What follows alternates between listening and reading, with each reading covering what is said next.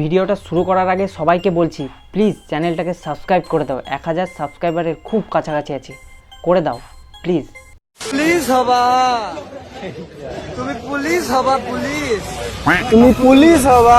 खत्म bye bye tata good bye. ও তুমি পুলিশ হবা, তুমি পুলিশ হবা না, তুমি পুলিশ হয়ে কি করবা?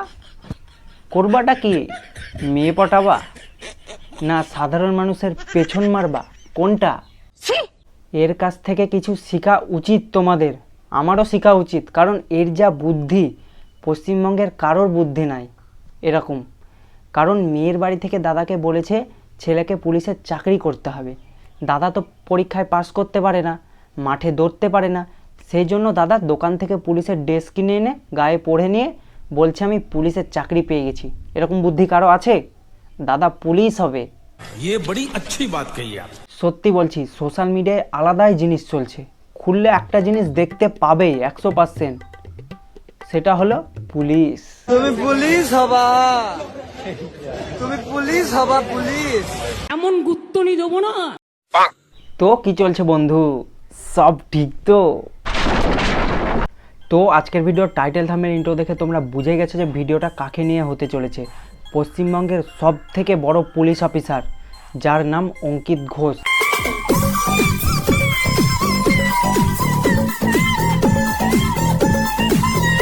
তাকে নিয়ে ভিডিওটা হতে চলেছে। তো চলো আর না বুকে ভাট, আজকের ভিডিওটা শুরু করা যাক। আর যারা যারা এখনো পর্যন্ত কানে হেডফোনটা পরোনি, টুক করে কানে হেডফোনটা পরে নাও। তো চলো শুরু করি। বেশ কিছুদিন থেকে এইসব ভিডিওগুলো সামনে আসছে,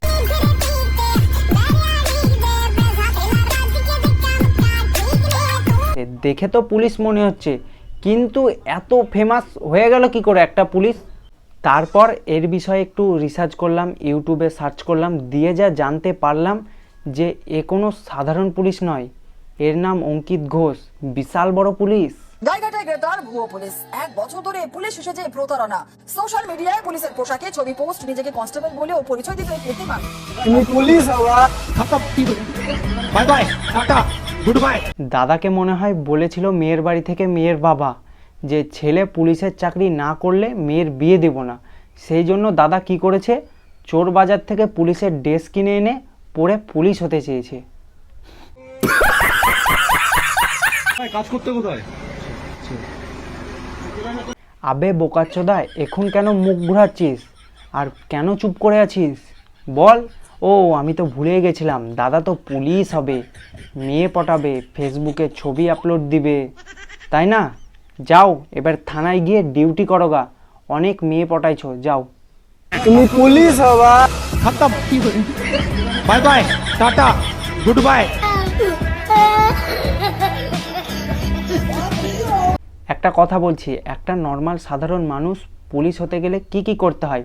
প্রচুর খাটতে হয়, প্রথমে পরীক্ষা দিতে হয়, তারপরে দৌড়াতে হয়, আরও অনেক কিছু করতে হয়, তারপরে যে চাকরি পাবে সেটার কোনো গ্যারেন্টি নাই।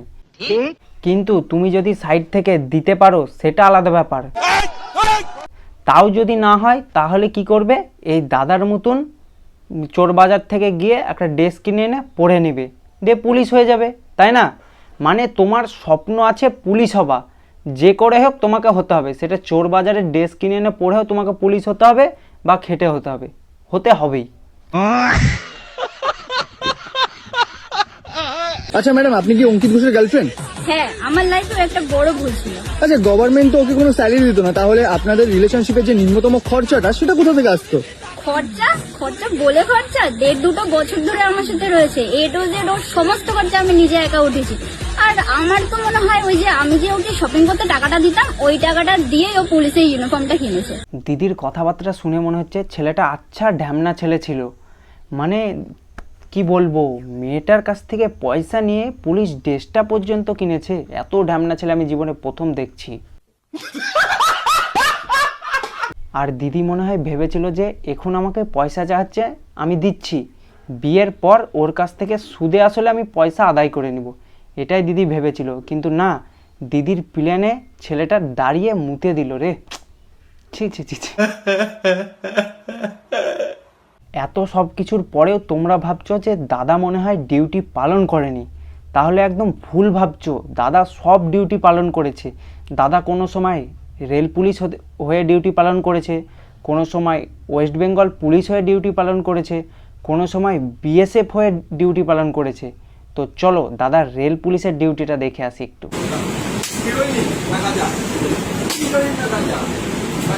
বলছি দাদা, তুমি ভাগ্য ভালো বেঁচে গেছো। ওই কাকাকে যে লাঠি দিয়ে মারছো না, আর কাকা যদি তখন জানতে পারতো যে তুমি ফেক পুলিশ, তাহলে তোমার হাত থেকে লাঠিটা কেড়ে নিয়ে তোমার পেছনে গুজে দিত। তুমি তাহলে বুঝতে পারতা যে কোনটা ফেক পুলিশ আর আসল পুলিশের মধ্যে পার্থক্য।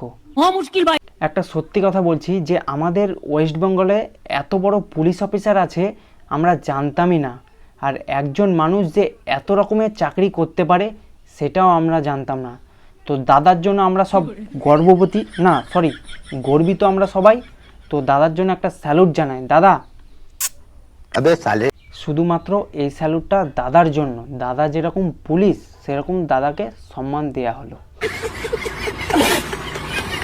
দাদাকে যখন দাদার বাড়ির আশেপাশের লোকজন জিজ্ঞাসা করতো যে তোর ডিউটি কোথায়, তখন দাদা কি বলতো সেটা একবার শোনা যাক। মাঝে মধ্যে কয় বিকাশ ভবন যাচ্ছি, মাঝে মধ্যে কয় গঙ্গাসাগর যাচ্ছি, নাও এবার তুমি জেলে যাও। দাদা মনে হয় বিকাশ নামের লোকের বাড়িতে কাজ করতো, সেই জন্য পাড়ার লোকজনকে দাদা বলতো যে বিকাশ ভবন যাচ্ছি। কই বিকাশ ভবনে পুলিশের মুখটা একটু দেখি। হাট, এটা তো মেয়ে পুলিশ, ছেলে পুলিশটা কোথায়?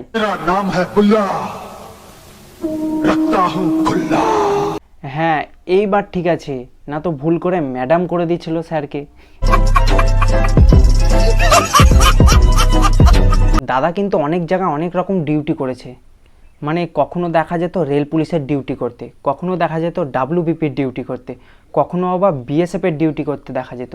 কিন্তু এখন একটা পুলিশের জায়গা ফাঁকা আছে, চাকরি করতে চাও কি? মানে সেটা হলো একটাই শর্তে, তোমাকে শাড়ি পরে ডিউটিতে আসতে হবে। করবে? পুলিশ হবা, তুমি পুলিশ হবা, পুলিশ। পাবলিক তো একে নিয়ে ট্রোল করছেই, এছাড়াও দেশের সেনারা একে নিয়ে ট্রোল করছে। বলছি দাদা, তুমি পুলিশ হবা না? তুমি পুলিশ হবা, তুমি ফৌজি হবা। একটা কথা বলতে চাই যে আমাদের দেশের পুলিশের এবং সেনা জওয়ানদের পোশাকগুলো কিনে পরার জিনিস নয়। এই পোশাকগুলো পরার জন্য নিজের যোগ্যতা লাগে। মানে নিজের যোগ্যতা যদি না থাকে তাহলে এইসব জিনিস কিনে পরার নয়।